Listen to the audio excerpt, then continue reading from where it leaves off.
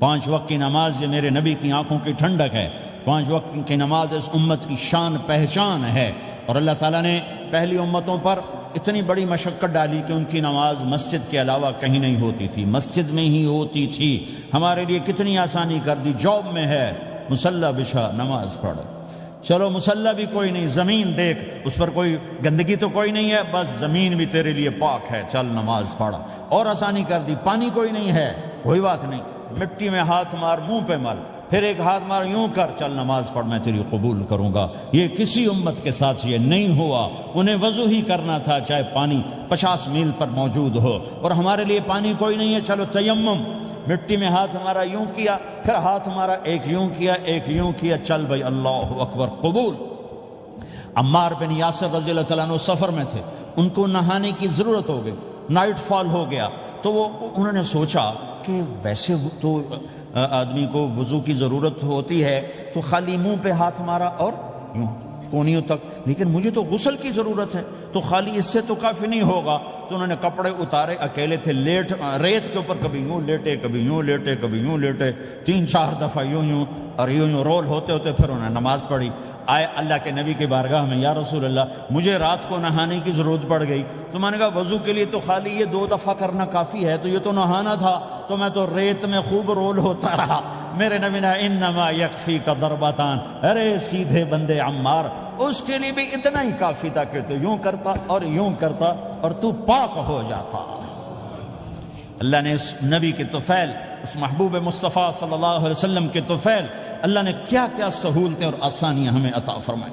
پھر نماز 4 کی 2 رکعت کر دی کہ بھئی تم مسافر ہو 2 پڑھو، روزے میں سفر میں روزہ معاف کر دیا، بعد میں رکھ لینا، بعد میں رکھ لینا، قضا کرنے کو حکم، بالکل چھوڑنے کا نہیں۔ اور کہا کہ بھائی مریض ہو چھوڑ دو، مسافر ہو چھوڑ دو، اور نماز 2 رکعت کر دو، سنتیں چھوڑ دو۔ ابن عمر رضی اللہ تعالیٰ عنہ بیٹھے تھے تو انہوں نے 2 رکعت پڑھ کے بیٹھ گئے، تو ان کے خادم نے کہا سنتیں نفل نہیں پڑھو گے؟ کہا اگر پڑھنا ہوتا تو 4 فرض پڑھتا میں، میرے اللہ نے معافی دے دی تو میں کیوں پڑھوں؟ میرے نبی نے سفر میں سنتیں نہیں پڑھی کبھی، اپنی امت کو سہولت دینے، فجر کی سنتیں 2 پڑھتے تھے، اس کے علاوہ سنتیں نہیں پڑھی تاکہ میری امت کو سہولت ہو، آسانی ہو۔ ایک دفعہ بارش ہو رہی تھی اور کوئی جگہ نہیں تھی نماز پڑھنے کے لیے، تو آپ نے اپنی اونٹنی کو آگے کیا اور اس پر بیٹھ گئے، بیٹھے ہی تھے، پیچھے صحابہ نے اونٹنیوں پر ہی صفیں بنائیں، اور یہ نماز اونٹنی پہ بیٹھ کر ادا کی گئی بارش کے اندر۔ نماز اونٹنی کے اوپر نماز بھی ہو گئی، رکوع بھی ہو گیا، سجدہ بھی ہو گیا، سلام بھی ہو گیا۔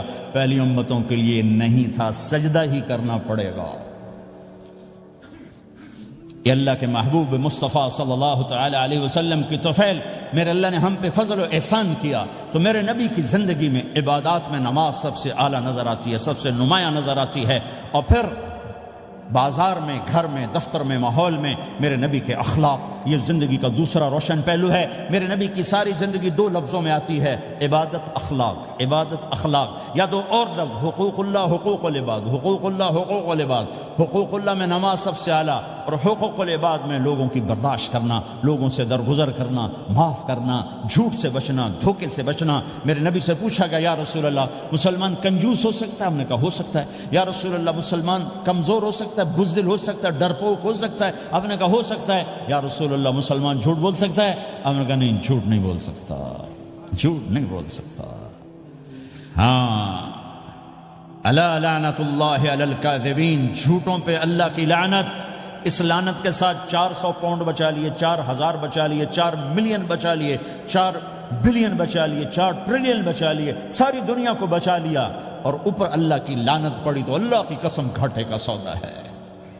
اور سچے ہو گئے، سچ بولا، یہ میں 100 پاؤنڈ کماتا ہوں، لے لو جو لینا ہے اس میں سے، یہ میں 1000 پاؤنڈ کماتا ہوں، لے لو جو لینا ہے، یہ میں 50,000 پاؤنڈ کماتا ہوں، لے لو جو لینا ہے، کہ مسلمان کی زبان سے جھوٹ نہیں نکلتا، سچ ہی بولتا ہے۔ آپ تشریف لے جا رہے ہیں، ایک آواز ہے یا رسول اللہ، آپ نے یوں دیکھا، کوئی نظر نہیں آیا، پھر آواز ہے یا رسول اللہ، تو آپ نے دیکھا کہ ہرنی ڈیر چھوٹی وہ کھڑی ہوئی، رسی میں بندھی، تو آپ نے کہا کیا ہوا؟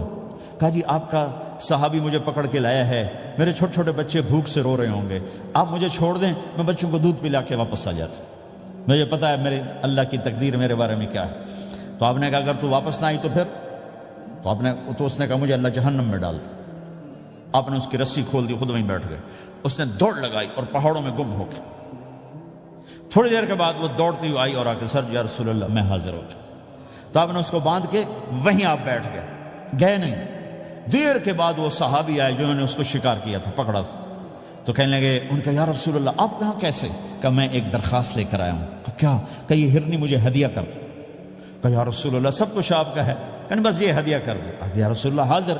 تو آپ نے اس کو لے کر رسی اس کی گردن سے نکالی کہ جا بچی اپنے بچوں کے پاس جا کے خوشی منا، سچ نجات دیتا ہے اور جھوٹ ہلاک کرتا ہے۔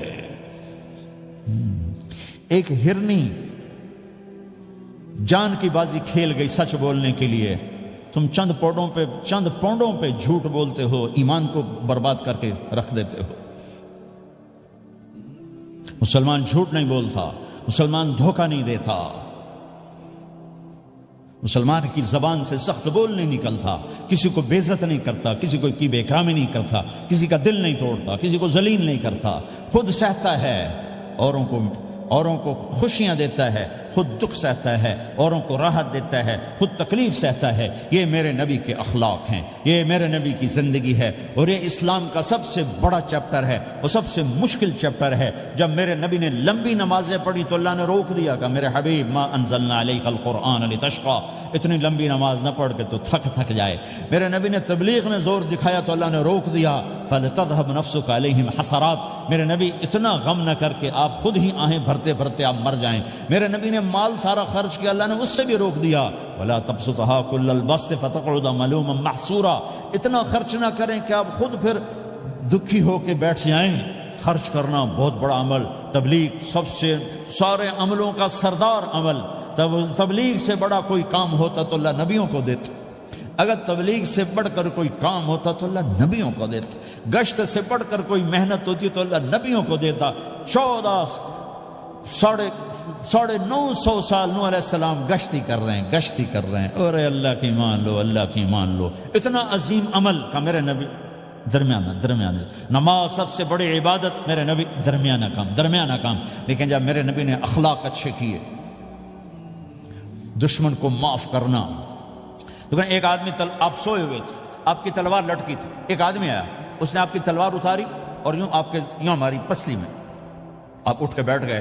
اب وہ قتل کے ارادے کے لیے آ چکا ہے اور تلوار یہاں ہے، کہتا من یمنعک منی، اب بول تمہیں کون بچائے گا؟ تو آپ نے مسکراتے ہوئے کہا اللہ، تو اس کے ہاتھ سے تلوار گر پڑی، تو آپ نے اٹھا لی، آپ نے یوں سیدھی کی، اب تو بچا، تجھے کون بچائے گا؟ وہ کہنے لگا مجھے تو ہی بچائے گا، وہ تو اللہ کو جانتا نہیں تھا، کہا بابا مجھے تو ہی بچائے گا۔ تو آپ کہتے ہیں اس کا سر اڑا دو، یہ نبی کو قتل کرنے آیا ہے۔ میرے نبی نے فرمایا کلمہ پڑھتے ہو؟ کہا نہیں پڑھتا۔ کہا جاؤ معاف کیا۔ یہ میرے نبی کے اخلاق ہیں۔ 20 سال جنہوں نے قتل کے منصوبے بنائے، مکہ والے، جب آپ مکہ میں فاتحانہ داخل ہوئے، ابو سفیان سب سے زیادہ آپ کو دکھ پہنچانے والوں میں پیش، تو آپ نے ابو سفیان کو عزت دی۔ جو ابو سفیان کے گھر میں داخل ہوگا اس کو کچھ نہیں کہا جائے گا۔ آپ تو ابو سفیان کو بلا کے سولی پہ لٹکاتے، اور آپ کہہ رہے ہیں جو ابو سفیان کے گھر میں جائے گا اسے کچھ نہیں کہا جائے گا، جو بیت اللہ میں ہوگا اسے کچھ نہیں کہا جائے گا۔ سارا مکہ سامنے، آپ یوں بیت اللہ کا دروازے پر یوں دونوں ہاتھ ایسے ٹکا کے کھڑے تھے، پھر آپ نے کہا میں کیا کروں گا اب تمہارے ساتھ؟ تو سہیل بن عمر نے کہا آپ کریم ہیں، کریم کے بیٹے ہیں، تو آپ نے کہا جاؤ میں نے معاف کیا۔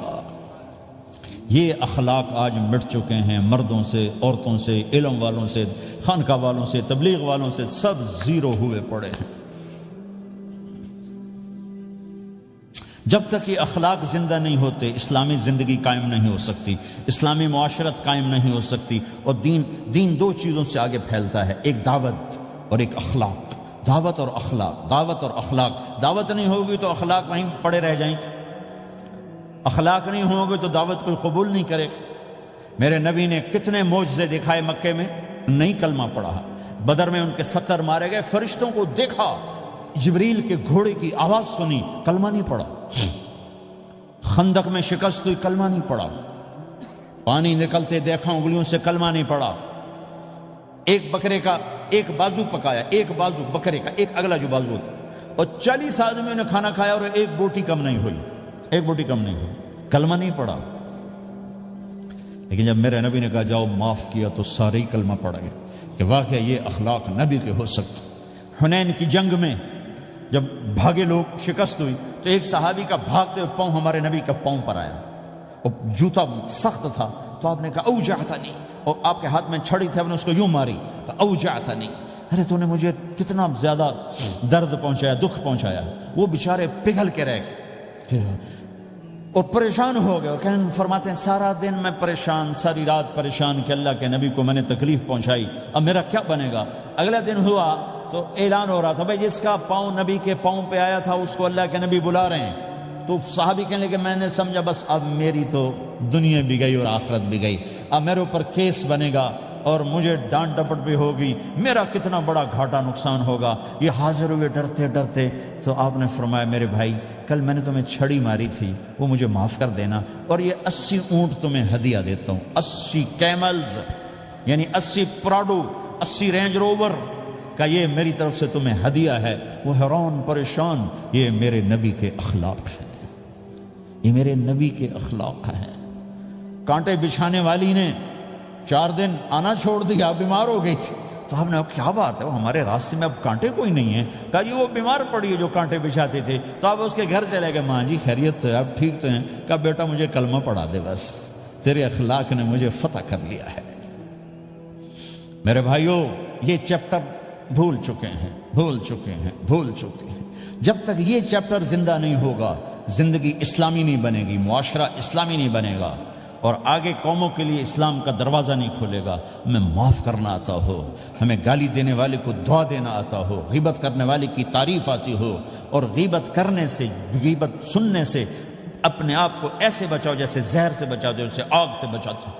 ایک دوسرے کو نفرت کا بول نہ بولو ورنہ ساری زندگی تباہ و برباد ہو جائے گی۔ میرے رب کی قسم، میرے نبی نے کہا ایک زبان کا بول انسان بولتا ہے اور جہنم کی گہرائیوں میں گر جاتا ہے، اور ایک زبان کا بول انسان بولتا ہے اور جنت کے درجات پر چڑھ جاتا ہے۔ یہ زبان بہت طاقتور چیز ہے، میں ہر بیان میں اس کو دہرا رہا ہوں کہ جتنا یہ عمل ختم ہو چکا ہے اتنا کوئی عمل بھی نہیں ختم ہوا ہے۔ اور ایک صحابی ابو دجانہ، کون ابو دجانہ؟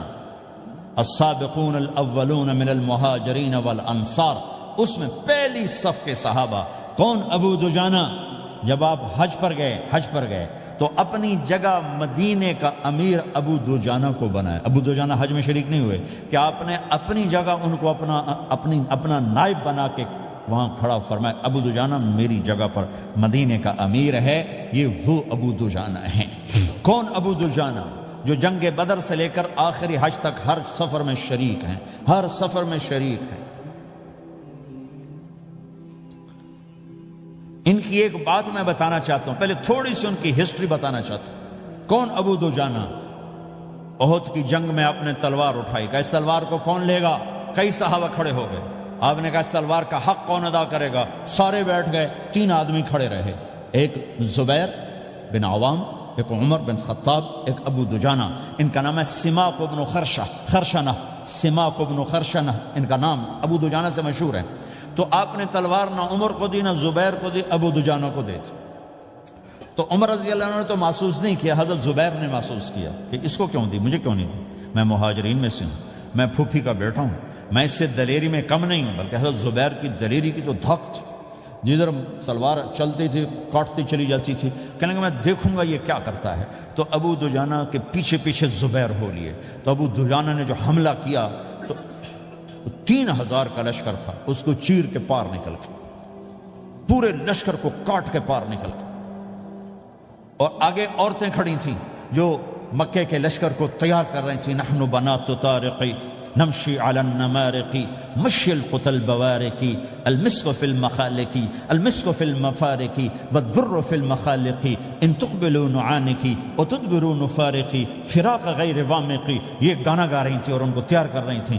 تو جب ابو دجانہ کی تلوار نظر آئی تو سب بھاگی، ہندا پکڑی گئی، تو آپ نے یوں اپنی تلوار ہندا کے سر پر رکھی، انہوں نے چیخ ماری، تلوار ہٹا لی۔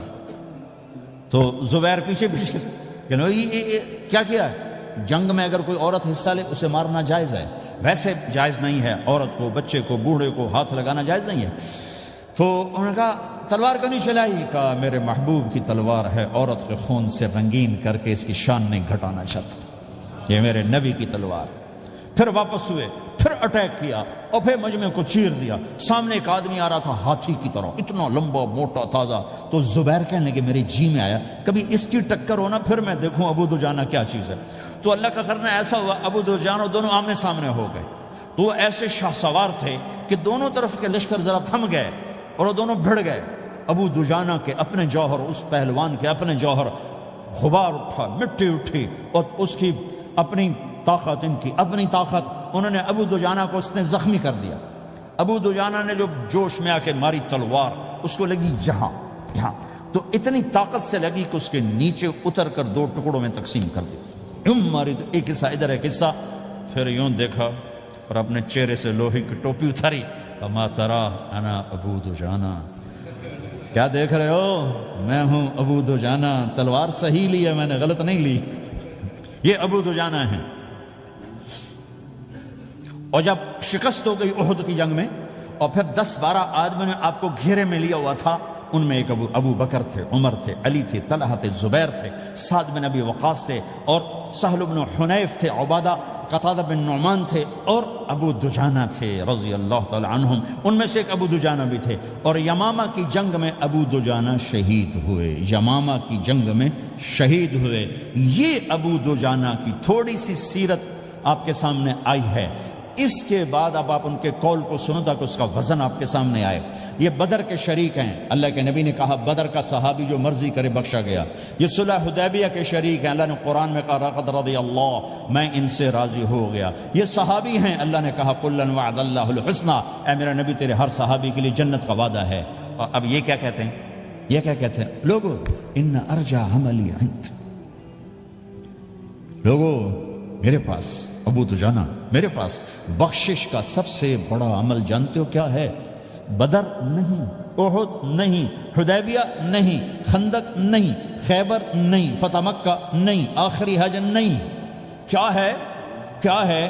لوگو ان ارجع عملی عندی، میرے پاس آخرت میں بخشش کا سب سے بڑا عمل بس ایک ہے کہ ما آذیت احدا بلسانی، میں نے اپنی زبان سے کبھی کسی کو دکھ نہیں پہنچایا۔ ولا اجد فی قلبی غلا لاحد، اور میرے دل میں کسی کے لیے بغض کوئی نہیں ہے، بس یہ میری بخشش کا عمل ہے۔ تو بھائیو، نبی کے اخلاق میں 2 چیزیں لے لو، ایک زبان سے کسی کو دکھ نہ دو، ایک دل میں کسی کا بغض نہ رکھو۔ اللہ کی قسم بغیر حساب کتاب کے جنت میں جاؤ گے۔ بڑے بڑے جنید بغدادی اور بڑے بڑے معرفت والے تمہیں دیکھتے رہ جائیں گے، تمہاری رفتار اتنی تیز ہوگی کہ تمہیں وہی پکڑ سکے گا جس کا یہ 2 عمل تم سے زیادہ اچھا ہوگا۔ جس روڈ پہ رش ہوتا آپ وہاں سے گاڑی ہٹا لیتے ہو، ادھر نہیں جانا، ادھر رش ہے، وہ سائن وغیرہ آپ کو آ جاتے ہیں کہ ادھر بلاک ہے، ادھر نہیں جانا، ادھر جانا ہے۔ تو جہاں روڈ پہ رش ہوتا ہے تو قیمتی سے قیمتی گاڑی کی رفتار بھی آہستہ ہو جاتی ہے، اور جہاں روڈ خالی ہوتا ہے تو پرانی گاڑی بھی بھاگے جا رہی ہوتی ہے۔ ہمارے یہاں پرانی گاڑی ہوتی ہے نا، پرانی بسوں کے پیچھے لکھا ہوتا ہے نہ انجن کی خوبی نہ ڈرائیور کا کمال، خدا کے سہارے چلی جا رہی ہے۔ اور جس کے پاس ایسی گاڑی ہو، نہ انجن کی خوبی نہ ڈرائیور کا کمال، تو اگر اس کو روڈ خالی مل جائے تو وہ تو مرسیڈیز والے سے پہلے پہنچے گا، رینج روور والے سے پہلے پہنچے گا، بینٹلی والے سے پہلے پہنچے گا، رولز رائس والے سے پہلے پہنچے گا، جو وہ تو پھنسی کھڑی اور اس کا روڈ ہی خالی ہے۔ تو میرے بھائیو، یہ میں ایک مثال دیتا ہوں، عبادات کی روڈ پہ بہت رش ہے، نمازی بے شمار ہیں، روزے دار بے شمار ہیں، عمرے والے بے شمار ہیں، حج والے بے شمار ہیں، اور تہجد گزار بے شمار ہیں، علماء بے شمار ہیں، حافظ بے شمار ہیں، ذکر والے بے شمار ہیں، بہت رش ہے، تبلیغ والے بے شمار ہیں، لیکن جو اخلاق والا روڈ ہے نا، یہ خالی پڑا ہے۔ اس پہ موٹر زوکی پہ چڑھ کے آ جاؤ تو سب سے آگے نکل جاؤ، سائیکل پہ چڑھ کے آ جاؤ تو سب سے آگے نکل جاؤ، کہ روڈ ہی خالی ہے، اخلاق کا روڈ خالی ہے۔